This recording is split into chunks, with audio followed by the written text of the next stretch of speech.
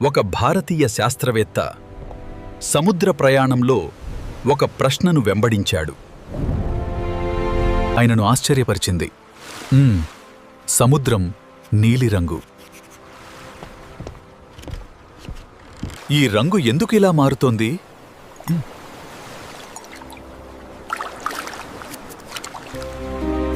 అతను చిన్న ప్రయోగం ప్రారంభించాడు.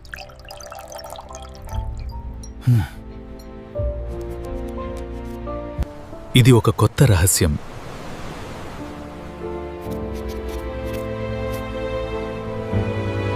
ఆ ఆలోచనతో అతను తిరిగి తన దేశానికి వచ్చాడు. తన పరిశోధన కోసం ప్రయోగశాలలో అడుగుపెట్టాడు.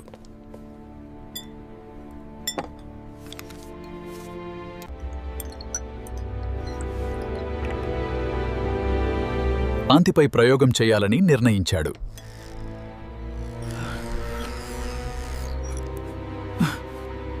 అనేక ప్రయోగాల తరువాత కాంతి ద్రవంలో మారుతుందని అతను గమనించాడు.